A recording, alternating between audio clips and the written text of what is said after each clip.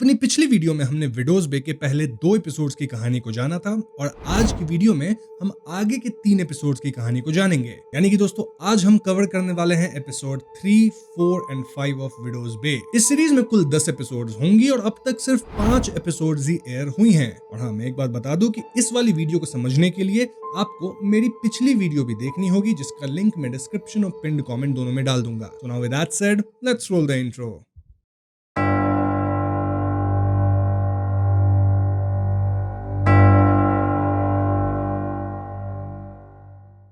तो second episode के and में हमने देखा था कि मेयर टॉम इस आइलैंड के इन में एक रात बिता चुके हैं और उनके साथ यहाँ अजीबोगरीब घटना हुई थी। नाउ थर्ड एपिसोड का नाम है द इनॉग्रल स्विम और इस एपिसोड में कहानी कुछ टाइम आगे आ चुकी है, जहाँ ऑलरेडी विडोज बे आइलैंड पे ढेर सारे टूरिस्ट्स आ चुके हैं। जी हाँ दोस्तों, यहाँ हम टाउन की एक पुरानी वीडियो देखते हैं जिसमें टाउन का जो बहुत पुराना ओल्ड मेयर था वो इस टाउन के इंट्रोडक्शन दे रहे थे एंड देन वो अजीब तरह से डोर के पास अपने आप को टिका के खड़े हो जाते हैं। खैर, अगर बात टॉम की करी जाए तो वो टूरिस्ट्स के आने से बहुत ज्यादा खुश हैं और जब वो ड्राइव कर रहे होते हैं तो उन्हें मरीसा नाम की एक टूरिस्ट मिलती है। मरीसा एक्चुअली में थोड़ा भटक गई थी क्योंकि स्ट्रीट साइंस पे पेंट वगैरह करके गंदी बातें लिखी हुई थी और ये काम मोस्टली टॉम के बेटे का ही होगा। ऐसे में टॉम मरीसा को अपनी कार में राइड ऑफर करते हैं और मरीसा पहले तो मना करती है, लेकिन जब उसे पता चलता है कि टॉम एक्चुअली में यहाँ के मेयर हैं तो वो कार में बैठ जाती है। हम समझ पाते हैं कि मरीसा अपनी फ्रेंड्स की बैचलरेट पार्टी मनाने इस आइलैंड पे आई है और ये सभी फ्रेंड्स उस इन में रह रही हैं। टॉम कहता है कि कल इस टाउन में इनॉग्रल स्विम इवेंट है जहां टॉम एज मेयर समुद्र में स्विम करेगा। ये इस आइलैंड का एक एनुअल ट्रेडिशन है जहां हर साल आइलैंड का मेयर समुद्र में एक बार स्विम करके ये मैसेज देता है कि समुद्री पानी सेफ है और यहाँ कोई मॉन्स्टर्स या कुछ डेंजरस नहीं है। टॉम मरीसा को इस इवेंट पे इनवाइट करता है, सेइंग कि इनॉग्रल स्विम के बाद सनसेट कॉकटेल्स इवेंट भी होगा। मरीसा इसके जवाब में टॉम को आज रात ही बार्नबस टैवर्न बार में इनवाइट करती है और इस सीन से क्लियर था कि ये दोनों एक दूसरे की तरफ अट्रैक्टेड तो हैं। इसके बाद टॉम मरीसा को ड्रॉप करके अपने ऑफिस आता है जहां वो मेक श्योर करना चाह रहा था कि उसके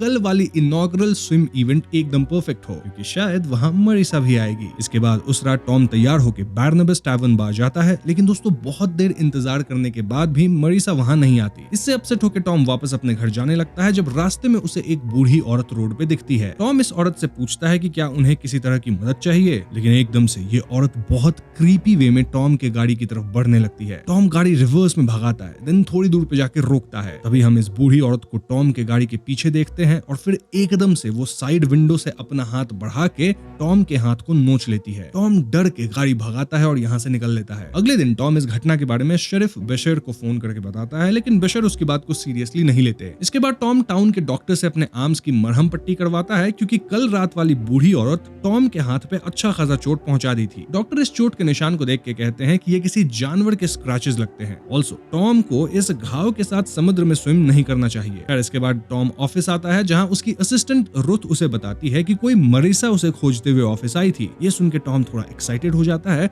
और वो स्विम पे जाने की ठान लेता है। वैसे दोस्तों टॉम के पिछली रात वाली घटना उसके ऑफिस मेंबर्स को भी पता लग गई थी और रोजमेरी का कहना था कि टॉम पे सी हैग हमला करी है। रोजमेरी के हिसाब से सी हैग अकेले सेलर्स को टारगेट करती है और उन्हें उनके घर तक फॉलो करती है। वो सेलर्स को इस तरह स्क्रैच करती है ताकि सेलर की थोड़ी स्किन उसके नाखून के अंदर आ जाए, जिसकी मदद से वो सेलर को आसानी से ट्रैक कर पाती है। सी हैग एक ट्रिकस्टर है जो कि तब तक वेट करती है जब तक सेलर अकेला ना हो जाए। और फिर रोजमेरी कहानी आगे बताने ही वाली थी, लेकिन उसे खांसी होने लग जाती है और ऐसे भी टॉम आगे कहानी सुनना नहीं चाहता था। लेकिन एक बात क्लियर है दोस्तों कि सी हैग अब टॉम को इजीली ट्रैक कर सकती है अगर ये कहानी सच है। एनीवेज, तो इसके बाद टॉम इनॉग्रल स्विम के लिए बीच पे जाता है जहां वो जमा हुए टूरिस्ट्स को वेलकम करता है। हालांकि टॉम की स्पीच माइक पे ब्रॉडकास्ट नहीं हो पाती क्योंकि यहाँ इलेक्ट्रिसिटी के इश्यूज थे। अब स्पीच के बाद टॉम पानी में डुबकी लगाता है और स्विम करते हुए डेजिग्नेटेड जगह तक पहुंचता है। यहाँ से टॉम को वापस स्विम करते हुए बीच पे आना था, लेकिन तभी टॉम पानी में सी हैग को देखता है। जी हाँ दोस्तों, ये सी हैग उसके पीछे पानी में आ गई थी और टॉम डरते हुए जल्दी जल्दी स्विम करके वापस बीच पे जाने लगता है। एक पॉइंट पे ऐसा लगता है मानो सी हैग उसे पानी के अंदर खींच ही लेगी, लेकिन टॉम हड़बड़ाते हुए समहाउ बीच तक पहुंच जाता है। सभी टॉम को विजुअली देख थोड़ा शॉक में थे और यहाँ टॉम के पैर पे क्लियरली कट मार्क्स थे, यानी वाकई में सी हैग उसे पानी के अंदर खींच रही थी। इस घटना के बाद टॉम तुरंत विक से मिलने जाता है क्योंकि विक को इस आइलैंड के लेजेंड्स की बहुत जानकारी थी। विक गाना गाते हुए हैग की कहानी बताने लग जाता है कि कैसे हैग जब तुम्हें स्क्रैच कर लेती है तो उसके बाद वो तुम्हें लैंड, सी हर जगह फॉलो करेगी। फाइनली वो तुम्हारे मुंह पे बैठ जाएगी और उसकी थाइज में फंस के ही इंसान समाप्त हो जाता है। हैग से बचने का तरीका यह है कि टॉम को किसी बड़े संदूक में खुद को बंद कर लेना होगा, वो भी 72 घंटों के लिए। इससे होगा ये कि 72 आवर्स तक हैग टॉम को ट्रैक नहीं कर पाएगी और ऐसे में हैग द्वारा दिया गया घाव जो है टॉम के हाथ पे वो हील कर जाएगा और घाव हील होते ही हैग टॉम को कभी ट्रैक नहीं कर पाएगी। लेकिन टॉम को ये काम जल्दी करना होगा क्योंकि हैग के स्क्रैचेस इतने घातक होते हैं कि इंसान इससे पैरालाइज हो जाएगा। इनफैक्ट आज रात तक टॉम हिलने लायक हालत में नहीं रहेगा। टॉम को विक की ये बातें बकवास लगती है, लेकिन अंदर ही अंदर टॉम डर तो गया था। अब उस शाम टॉम का बेटा इवान उन्हें बताता है कि घर पे कोई मरीसा कॉल की थी और वो टॉम को ड्रिफ्टवुड डाइनर में इनवाइट की है। टॉम तुरंत तैयार होकर डाइनर पहुंचता है और यहाँ वाकई मरीसा मौजूद थी। टॉम और मरीसा बातें करने लगते हैं और दोनों एक दूसरे से पर्सनल बातें शेयर करते हैं। लाइक टॉम बताता है कि कैसे उसकी वाइफ अब इस दुनिया में नहीं है। ये दोनों क्लोज आने लगते हैं, लेकिन तभी टॉम कहता है कि उसे अपने कलीग्स के सनसेट कॉकटेल्स इवेंट में जाना होगा। मरीसा नहीं चाहती थी कि टॉम यहाँ से जाए। इनफैक्ट मरीसा टॉम के साथ उसके घर जाने की बात भी करती है, लेकिन टॉम हड़बड़ी में डाइनर से निकल लेता है। इसी के पैरेलल में हम रेवरेंड ब्राइस को देखते हैं जो कि जंगल में इधर उधर भाग रहे थे और वो एक पुराने कुएं में झांक रहे थे। वहीं थोड़ी दूर पे टॉम का बेटा इवान अपने दोस्तों के साथ मजे कर रहा था।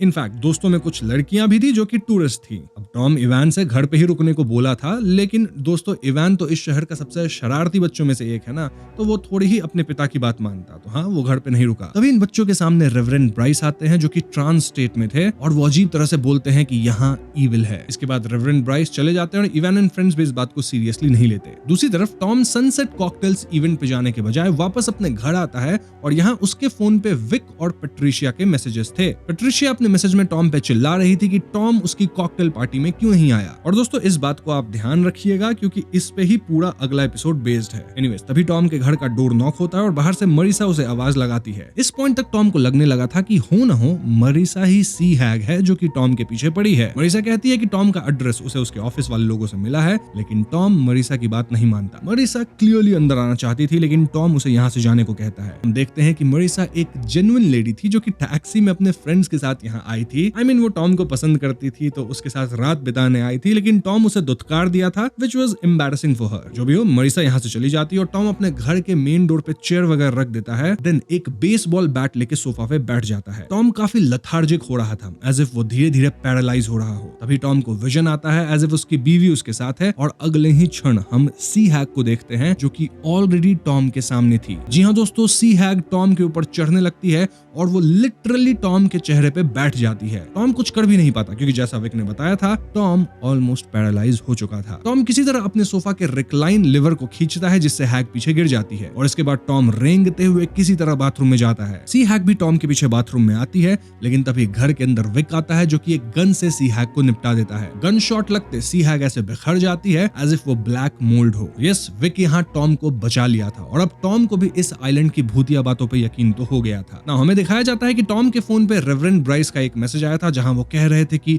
मैंने उसे सुन लिया है, मुझे माफ कर दो एंड होपफुली भगवान मुझे माफ करेंगे। वहीं पैरेलल में हम पुलिस कॉल सुनते हैं जहां शेरिफ पूरी बैकअप यूनिट कॉकटेल पार्टी पे बुला रहे थे। अब कॉकटेल पार्टी पे ऐसा क्या हुआ वो हमें अगले एपिसोड में पता चलेगा, जिसे मैं इसी वीडियो में कवर कर रहा हूं। फॉर नाउ थर्ड एपिसोड यहीं खत्म हो जाती है। नाउ फोर्थ एपिसोड का नाम है बीच रीड्स और इस एपिसोड की कहानी 4 दिन पहले शुरू होती है जहां हम पेट्रिशिया को बुक वैन के पास देखते हैं। दरअसल पेट्रिशिया यहाँ लोगों से बुक डोनेशंस ले रही थी और वैन में कलेक्ट कर रही थी। अब पेट्रिशिया दूर से अपने फ्रेंड्स को देख रही होती है एंड इट वाज क्लियर कि पेट्रिशिया की फ्रेंड्स उसे भाव नहीं देती हैं, इनफैक्ट उसका मजाक भी बनाती है। नाउ इस डोनेशन में एक यूनिक बुक थी जिसका टाइटल था your turn, written by Lucy Force. ये किताब बेसिकली सेल्फ हेल्प बुक थी जो कि आपके ओल्ड यू को खत्म करके आपको एक नया इंसान बनने में हेल्प करेगी। पेट्रिशिया इस किताब को सेल्फ हेल्प सेक्शन में रख देती है। उस रात पेट्रिशिया अपने एक फ्रेंड लेनोर की पार्टी में जाती है और लेनोर पेट्रिशिया को पार्टी में देख के एकदम खुश नहीं थी।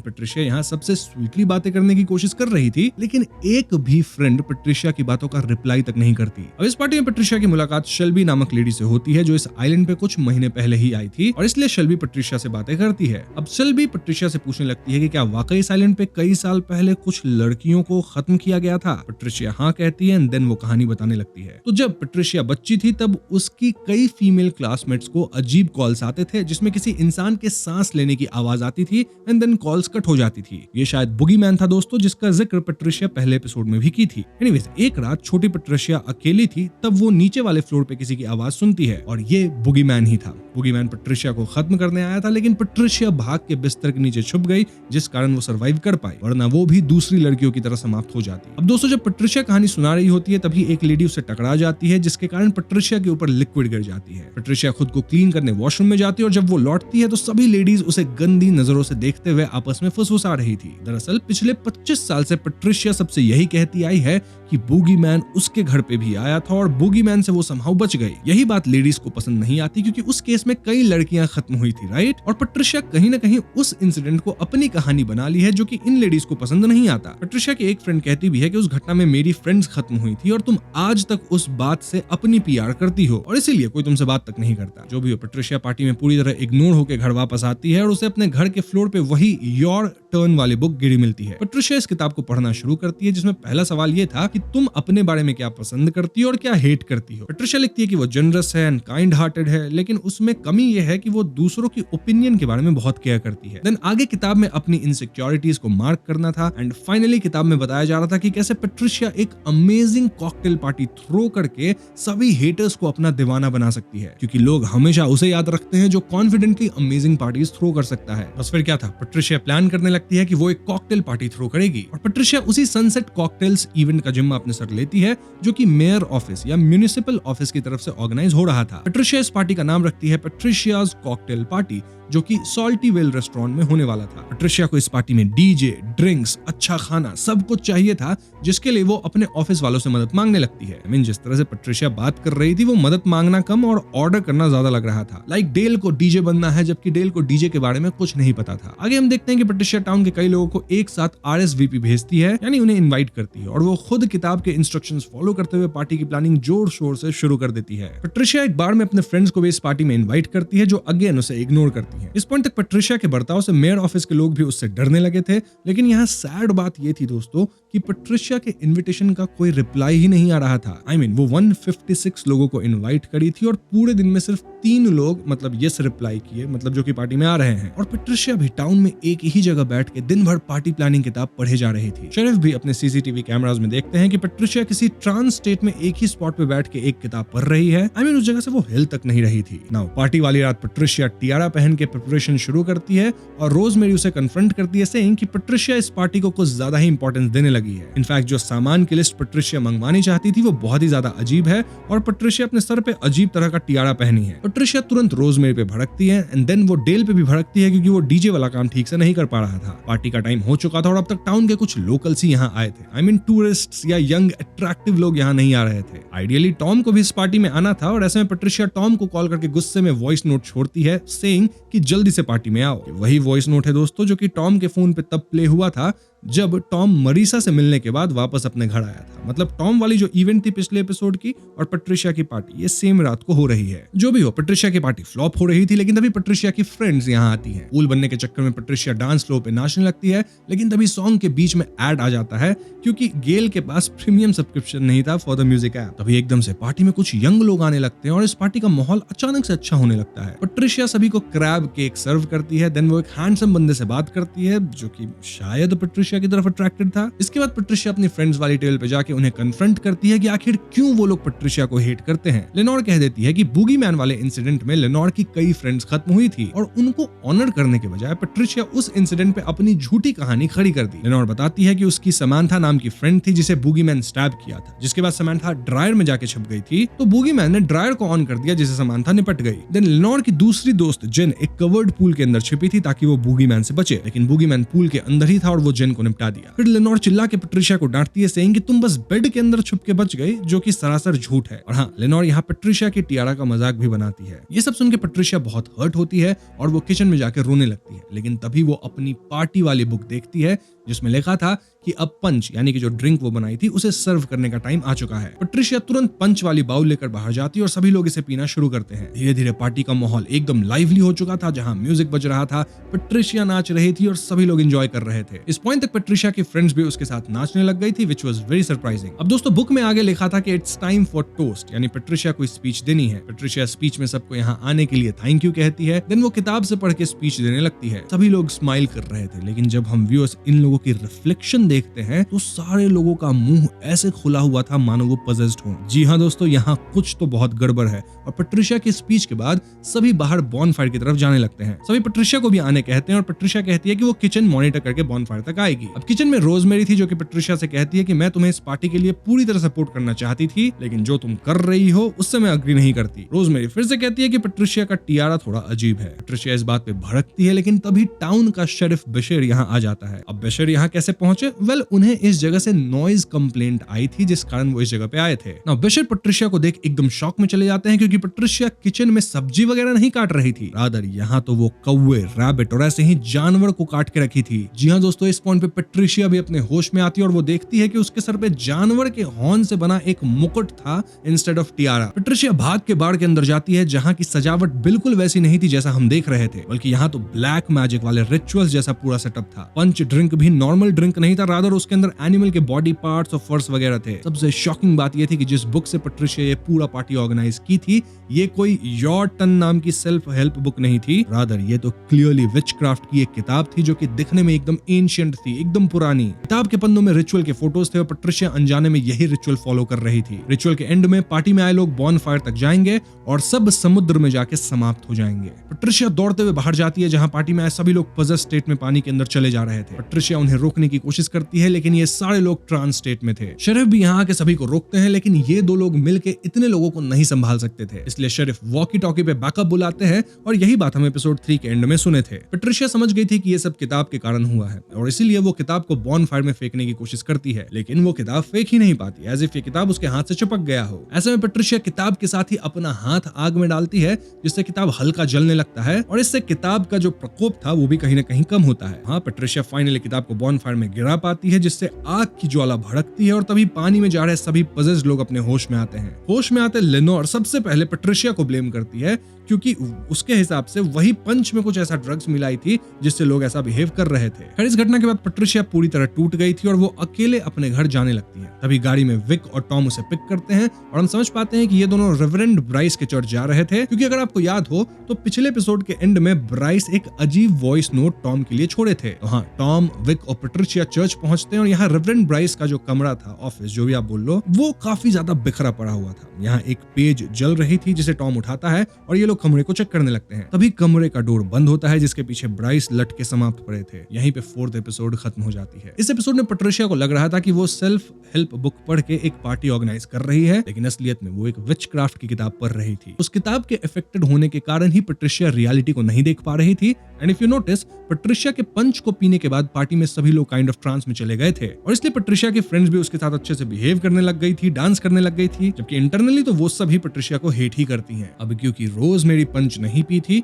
तो उस पे इसका असर नहीं हुआ था। इन द एंड ये किताब कई लोगों को एक साथ समाप्त करने वाली थी, लेकिन सही वक्त पे शेरिफ आए जिससे पेट्रिशिया अपने होश में आई और सिचुएशन कंट्रोल हो गया। इसी के साथ हम बढ़ते हैं अगले एपिसोड की तरफ। सो 5th एपिसोड का नाम है what to expect on your trip और इस एपिसोड के शुरुआत में हमें एक पुरानी वीडियो दिखाई जाती है जहां एक भूखा प्यासा आदमी बर्फीली वादियों में होता है और अचानक उसे कुछ काले मशरूम्स या फंगस दिखते हैं जिसे वो खाने लगता है और यही सीन कट हो जाती है। Coming back to Widows Bay, well इस पॉइंट तक विक, टॉम और पेट्रिशिया इन तीनों को विश्वास हो गया था कि इस आइलैंड पे कई पैरानॉर्मल चीजें हैं, इसलिए टॉम अनाउंस करवाता है कि टाउन में शाम 7 बजे से लेकर सुबह 7 बजे तक कर्फ्यू रहेगा। इस अनाउंसमेंट से ना टाउन वाले लोग खुश थे ना ही टूरिस्ट खुश थे, क्योंकि टूरिस्ट यहाँ घूमने आए हैं ना कि होटल में बैठने, और टाउन वालों का धंधा अच्छा चल रहा था बिकॉज ऑफ टूरिस्ट्स, तो कर्फ्यू से उनका धंधा भी इफेक्ट होगा। इनफैक्ट आज रात टाउन में फायरवर्क्स भी प्लान थी जो कि कर्फ्यू के कारण कैंसिल हो गई थी। खैर, तो इसके बाद टॉम रेवरेंड ब्राइस के वेक यानी अंतिम संस्कार वाले इवेंट पे जाने वाले हैं और जाने से पहले वो अपने बेटे इवान को ऑफिस में ही बैठने कहते हैं। रूथ इवान का ख्याल रखने वाली थी, लेकिन हम सब जानते हैं कि रूथ तो कुछ ख्याल रख नहीं पाएगी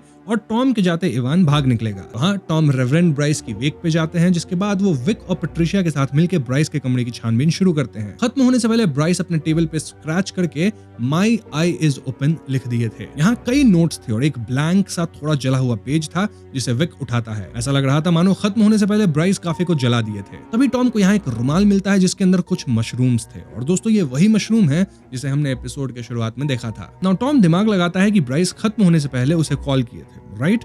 तो वो शायद और भी नंबर्स पे कॉल किए होंगे। रीडायल लिस्ट चेक करने पे इन्हें एक नंबर मिलता है जिसपे ये लोग कॉल करते हैं और दूसरी तरफ एक आदमी फोन उठाता है। पैट्रिशिया इस तरफ से कहती है कि उसे ये नंबर ब्राइस से मिला है और ऐसे में दूसरी तरफ वाला आदमी पूछता है कि क्या तुम्हें अपॉइंटमेंट चाहिए। पैट्रिशिया हाँ कहती है और उसका एड्रेस भी निकाल लेती है जो कि इसी आइलैंड का था and it was 12 birch street. बस फिर क्या था, तीनों तुरंत एड्रेस पे पहुंचते हैं और यहाँ ये लोग टॉड ओ कॉर्नर नामक बंदे से मिलते हैं जो कि खुद को शमन कहता है। बाय द वे, ये बंदा टॉड, जिसे हम आगे शमन बुलाएंगे, वो पैट्रिशिया का क्लासमेट रह चुका है और एक्चुअली में ये बंदा ड्रग्स डील करता है। तो हाँ, शमन इन तीनों से पूछता है कि इन्हें कौन सा नशा चाहिए, उसके पास सब अवेलेबल है। टॉम तुरंत शमन को वो मशरूम्स दिखाता है जो कि उसे ब्राइस के कमरे से मिला था और शमन इस मशरूम को पहचान जाता है। शमन कहता है कि वो कोई भी नशा कर लेगा लेकिन इस मशरूम का नशा नहीं कर सकता क्योंकि ये आपको भयानक ट्रिप देता है। ये आपको ऐसी जगह लेके जाता है जिसे लोग ट्रू साइट कहते हैं, एज इफ आपकी तीसरी आंख ओपन हो गई हो और आप सब कुछ देख पा रहे हैं। इनफैक्ट ये मशरूम सिर्फ इस आइलैंड पे ही उगता है। इट वाज क्लियर कि उस रात जब हमने रेवरेंड ब्राइस को जंगल में इधर उधर घूमते देखा था तब वो इसी मशरूम के नशे में थे एंड देन वो अपने साथ क्या किए वो तो हम जानते ही हैं। शमन बताता है कि उसका एक दोस्त ब्रायन मॉरिसन भी इस मशरूम का नशा किया था और अपने ट्रिप के दौरान उसे कई ऐसे विजन्स आए जिससे वो हमेशा के लिए ही बदल गया। वो अपने विजन्स के बारे में कभी किसी को नहीं बताया लेकिन उस एक नशे के बाद वो लड़ाई करना बंद कर दिया जो कि वो हमेशा करता था। फिर अपनी गर्लफ्रेंड के साथ वो अच्छा बर्ताव करने लगा और उसकी मोटर स्किल्स भी खराब हो गई। अपने ट्रिप के दौरान ब्रायन बार बार एक ही चीज ड्रॉ करता था और ये एक गंदी सी हैंड की ड्राइंग थी। इस पॉइंट पे विक पूछता है कि क्या शमन इस मशरूम से कंज्यूम होने वाला ड्रग्स बना सकता है और शमन कहता है कि हाँ, वो $35 लेके ऐसा कर देगा। बस फिर क्या था, विक उसे ये ड्रग्स बनाने कहता है क्योंकि विक का प्लान था कि वो मशरूम लेके ट्रिप पे जाएगा, मतलब इससे उसे ट्रू साइट शायद मिल जाएगी और शायद अपने विजन्स में उन्हें इस आइलैंड का रहस्य पता चल जाएगा। टॉम इस आइडिया के खिलाफ था लेकिन विक कहते हैं कि वो अपने ऊपर ये ड्रग टेस्ट कर रहे हैं तो इससे टॉम को प्रॉब्लम नहीं होनी चाहिए। इसी सब के बीच टॉम को इन्फॉर्मेशन मिलती है कि टाउन के लोग कर्फ्यू से बहुत भड़क चुके हैं। इनफैक्ट वो कर्फ्यू तोड़ने वाले हैं और शाम में फायरवर्क्स भी होगी। टॉम इस न्यूज से भड़कने लगता है और इस पॉइंट पे शमन उसे पीने के लिए कुछ तो देता है। टॉम इसे पी लेता है and as it turns out shaman इसी ड्रिंक में मशरूम वाला ड्रग मिलाया था। जी हाँ दोस्तों, शमन एक्चुअली में टॉम और विक के बीच कंफ्यूज हो गया था जिसके कारण वो टॉम को ही विक समझने लगा और उसे ही ड्रग दे दिया। यहाँ से टॉम का दिमाग हिलना शुरू हो जाता है और शमन उसे अपने घर के एक कमरे में रेस्ट करने बोलता है क्योंकि ये नशा 12 घंटा चलेगा। ये वो कमरा था जहाँ लोग ट्रिप पे जाने के बाद चिल आउट करते थे। शमन यहाँ टॉम को वार्निंग देता है कि वो कुछ भी करे बस मिरर में खुद को ना देखे। अब तक टॉम फ्रीक आउट कर चुका था, वो उल्टी करने की कोशिश करता है लेकिन उसे खुद से उल्टी लानी आती नहीं थी और टॉम इसलिए भी बेचैन था क्योंकि उसे अपने मेयर ऑफिस जाके कर्फ्यू को इन्फोर्स करना था और ऐसे में वो पैट्रिशिया को उसे ऑफिस ले जाने को कहता है। इसके बाद टॉम थोड़ा ब्लैंक आउट हो जाता है और जब वो वापस से अपने होश में आता है तो वो पैट्रिशिया के कार में ऑफिस जा रहा था। देन टॉम वापस से ब्लैंक आउट होता है और जब उसका दिमाग वापस काम करता है तो पैट्रिशिया उसे ऑलरेडी ऑफिस लेके आ चुकी थी। यहाँ ऑफिस में पैट्रिशिया परेशान दिख रही थी क्योंकि एज एक्सपेक्टेड टॉम का बेटा इवान यहाँ से गायब था। डेल टॉम को देख के पूछता है कि इसे क्या हुआ और हम व्यूअर्स तो जानते हैं कि टॉम तो उस मशरूम के नशे में है जो कि 12 घंटे चलने वाला है। ध्यान देने वाली बात यह है कि टॉम को कुछ अजीब आवाजें सुनाई दे रही थी जो कि किसी और को सुनाई नहीं दे रही थी। टॉम से मिलने शरीफ आते हैं क्योंकि टाउन के लोग कर्फ्यू तोड़ रहे थे और शरीफ को नहीं पता था कि वो क्या कदम उठाए। देन टॉम से उसके एम्प्लॉयज भी मिलते हैं लेकिन टॉम तो सहमा सा बैठा हुआ था एज इफ वो नशे में था। Now if we talk about Ivan, well वो अपने फ्रेंड्स और कुछ टूरिस्ट लड़कियों के साथ कार में चिल कर रहा था। इनकी कार आइलैंड के एक घर के पास पार्क थी और इस घर की एक हिस्ट्री थी। दरअसल वो बूगीमैन वाली स्टोरी है ना जो काफी पहले इस आइलैंड के कुछ लड़कियों को खत्म किया था, वो बंदा बूगीमैन इसी घर में रहता था। लेजेंड्स के हिसाब से जब बूगीमैन को शूट किया गया था तो वो खत्म तक नहीं हो रहा था और ऐसे में उसे उसके ही घर के बेसमेंट में दफना के पूरे बेसमेंट को कंक्रीट से सील कर दिया गया। एनीवेज, दूसरी तरफ हम विक को देखते हैं जो कि गर नामक लेडी से मिलते हैं जो कि जले हुए पेपर्स को रीस्टोर करके उन पे लिखे टेक्स्ट्स बता सकती थी। विक यहाँ ब्राइस के ऑफिस से एक पेपर लाया था जिसे गर चेक करती है। वो पेपर की राइटिंग्स पढ़ पाती है जिसपे कुछ ऐसा लिखा था, मुझे नहीं पता कि इस आइलैंड पे कैसा कर्स है लेकिन मुझे ये पता है कि ये कर्स उस सिलेंडर के अंदर है जो कि मेरे पति अपने गर्दन में पहने रहते हैं। फिर आगे अजीब बातें लिखी थी लाइक हम सब खत्म होंगे और मुझे डर लग रहा है, मुझे नहीं पता कैसे लेकिन ये पता है कि कौन, वो मेरे सामने है और मैं जल्दी बता रही हूँ और इसी के साथ आई रिटायर। दोस्तों इन बातों का ज्यादा मतलब नहीं बन रहा था एक्सेप्ट कि कोई तो है जिसके गले में एक सिलेंडर जैसा कुछ है और उसमें ही इस आइलैंड के कर्स होने का राज है। कमिंग बैक टू टॉम, उसके साथ डेल था और टॉम डेल को घोस्टली इमेजिन कर रहा था। आई मीन टॉम को लग रहा था एज इफ डेल की आंखें काली हो गई है। देन टॉम फिर से पास आउट करता है और जब उसका दिमाग अगेन वर्क करता है तो वो टाउन के कई बिजनेसमैन के साथ मीटिंग में था। टाउन के लोग भड़क रहे थे क्योंकि टूरिस्ट्स के होते टाउन में कर्फ्यू नहीं हो सकती। सबसे ज्यादा इनका मालिक कर्ट भड़क रहा था और यहाँ टॉम कुछ बोल ही नहीं रहा था। सब आपस में ही डिसाइड कर लेते हैं कि कर्फ्यू फॉलो नहीं किया जाएगा और फायरवर्क्स भी होगी। हाँ, फायरवर्क्स होती भी है और टॉम अगेन पास आउट करता है और होश में आने पे वो पाता है कि मीटिंग रूम में वो अकेला है, यानी सभी लोग जा चुके हैं। दूसरी तरफ इवान और उसके दोस्त लोग डिस्कस कर रहे होते हैं कि कैसे बूगीमैन के घर में जो जाता है वो वापस नहीं आता। जोश जोश में और लड़कियों को इम्प्रेस करने के लिए इवान घर के अंदर जाने की ठान लेता है। वो घर की तरफ बढ़ता है, लेकिन इससे पहले वो घर के अंदर जाता यहाँ शरीफ आ जाते हैं जो कि उसे रोक लेते हैं। शरीफ इवान को यहाँ से निकलने को कहते हैं और देखा जाए तो इवान बच गया दोस्तों, वरना इस घर में शायद वो जिंदा नहीं बच पाता। अब तक ये बात तो क्लियर हो ही चुकी है कि ये आइलैंड वाकई कर्स्ड है, कोई कहीं सुनी कहानी नहीं है ना। टॉम की बात की जाए तो वो खुद को गेर के ऑफिस में पाता है जहाँ गेर, विक और पैट्रिशिया भी थे। ये तीनों जले हुए पेज पे लिखी बातों का मतलब निकाल रहे थे। गेर कहती है कि इस पेज में किसी प्लेग की बात की गई है और आइलैंड पे सिर्फ एक प्लेग आया था ड्यूरिंग 1702। ऐसे में गेर इस आइलैंड की एक हिस्टोरिकल नोटबुक निकालती है और दोस्तों ये पेज इसी नोटबुक से फाड़ा गया था। पेज क्लियरली नोटबुक के अंदर फिट बैठ रहा था। नाउ द क्वेश्चन इज कि आइलैंड हिस्ट्री में ये नोटबुक किसकी थी? टर्न्स आउट ये नोटबुक सारा विस्कॉट वॉरेन की थी, जो कि विडोज बे के फाउंडर रिचर्ड वॉरेन की बीवी थी। यानी कि दोस्तों रिचर्ड वॉरेन के गले में कुछ तो ऐसा सिलेंडर है जिससे इस आइलैंड का कर्स लिंक्ड है। अब रिचर्ड वॉरेन इस आइलैंड के फाउंडर थे, राइट? तो वो तो सेंचुरीज पहले ही निपट चुके हैं, तो अब शायद उनकी लाश को ढूंढना होगा क्योंकि उनके साथ ही उस सिलेंडर को भी दफनाया गया होगा। यहाँ हम रिचर्ड की एक पुरानी पेंटिंग भी देखते हैं जिसमें वो अपने गले में कुछ तो पहने हुए थे। अब हम व्यूअर्स ये भी देखते हैं कि पैट्रिशिया टॉम के हाथ में काइंड ऑफ लीश बांध दी थी और टॉम यहाँ वो सेम हैंड वाली ड्राइंग थी ना, वो करने लग गया था। फिर अचानक टॉम एकदम भड़क जाता है सेइंग कि उसका बेटा इवान कहाँ है, एंड देन वो बाहर भागने की कोशिश करता है। बट देन शायद टॉम फिर से फेज आउट होता है क्योंकि अगले सीन में हम टॉम को रोजमेरी की गाड़ी के पिछली सीट पे देखते हैं। रोजमेरी टॉम को उसके घर ले जा रही थी और रास्ते में वो एक पेट्रोल पंप पे रुकती है। अगले ही क्षण हम देखते हैं कि शायद रोजमेरी पंप वाले शॉप के अंदर गई है। वहीं टॉम के शर्ट पे खून के धब्बे थे। टॉम चलते हुए स्टोर में जाता है और स्टोर का एम्प्लॉय स्टोर में गिरे लिक्विड को साफ कर रहा होता है। यहाँ का माहौल देख के क्लियर था मानो इधर कुछ हाथापाई हुई है क्योंकि फ्रिज का डोर सब भी टूटा हुआ था। अब स्टोर एम्प्लॉय टॉम को देख के भड़कता है और टॉम देखता है कि उसका जूता एम्प्लॉय के करीब था। टॉम अपना जूता लेने दौड़ता है और यही सीन कट होता है। तो इस सीन से क्लियर था कि टॉम नशे में स्टोर में तोड़फोड़ किया होगा जिससे उसके शर्ट पे खून सब भी गिरा है। लेकिन ऑफ कोर्स टॉम को बातें याद नहीं रह रही थी, वो पास आउट कर जाता था। जो भी हो, रोजमेरी टॉम को यहाँ से उसके घर तक लेके जाती है जहाँ टॉम अपने बेटे इवान का वेट करने लगता है। थोड़ी देर में इवान अपने दोस्तों के साथ यहाँ आता है और टॉम अजीब तरीके से कार में देखने लगता है। मतलब इट वाज क्लियर कि वो किसी नशे में है। इसे इवान और उसके दोस्त थोड़ा अजीब फील करते हैं। इनफैक्ट लड़कियों के सामने इवान की बेइज्जती होती है कि उसके पिता कैसे अजीब से इंसान है। नाउ इवान के कार से उतरते टॉम उस पे भड़कते हैं क्योंकि वो फिर से दोस्तों के साथ भाग गया था और इस पॉइंट पे इवान भी अपने पिता पे भड़कता है। दोनों के बीच बहुत कहासुनी होती है जहां इवान का एक ही सवाल था कि आखिर उसे इस आइलैंड से बाहर जाने क्यों नहीं दिया जाता। टॉम कहते हैं कि यही तुम्हारी माँ चाहती थी, लेकिन इवान जानता था कि ये सब बस एक बहाना है। इन शॉर्ट टॉम इस सवाल का जवाब नहीं दे पाते, रादर वो सीधा ऊपर वॉशरूम में चले जाते हैं। नाउ वॉशरूम में टॉम को अपने पास्ट के विजन आने लगती है जब उनकी बीवी लॉरेन जिंदा थी और वो इवान से प्रेग्नेंट थी। प्रेगनेंसी के दौरान ही टॉम और लॉरेन एक बार बोट से आइलैंड से बाहर जा रहे थे और अचानक से लॉरेन को दिखना बंद हो गया था। टॉम बोट को मुड़वा के लॉरेन को अस्पताल लेके जाते हैं जहां लॉरेन बच्चा तो डिलीवर कर दी। इनफैक्ट बच्चा सही सलामत भी था, लेकिन लॉरेन सही नहीं दिख रही थी। वो जिंदा थी लेकिन वो एक टक किसी डायरेक्शन में घूरे जा रही थी। टॉम ये सब याद करके रोता है और वो भगवान से मदद मांगता है, सेइंग कि भगवान उसके बच्चे को सुरक्षित रखे। तभी कोई तो टॉम के एकदम करीब आता है जिसे देख के टॉम एकदम शॉक में था। हमें दिखाया नहीं जाता कि ये कौन है, बस अजीब गुर्राने की आवाज आती है और इसी पॉइंट पे 5th एपिसोड खत्म हो जाती है। तो दोस्तों ये थी विडोज बे के एपिसोड 3, 4 एंड 5 की कहानी और इस पॉइंट पे कहानी काफी इंटरेस्टिंग हो चुकी है। अब देखना यह है कि आगे के 5 एपिसोड में और क्या क्या होने वाला है और मैं अगली वीडियो तब लेकर आऊंगा जब विडोज बे की एपिसोड 6, 7 और 8 आ जाएगी। देन फाइनल वीडियो तब आएगी जब एपिसोड 9 और 10 आ जाएगी, जहां हम फाइनल एपिसोड्स की कहानी जानते हुए ढेर सारी थियरीज पे भी बातें करेंगे। तो अगर आप उन वीडियोस को मिस करना नहीं चाहते तो इस वीडियो को लाइक और शेयर करें। साथ ही चैनल पे नए हैं तो हमें सब्सक्राइब भी कीजिएगा क्योंकि हम अपने चैनल पे ऐसी वीडियोस लाते रहते हैं। पीस।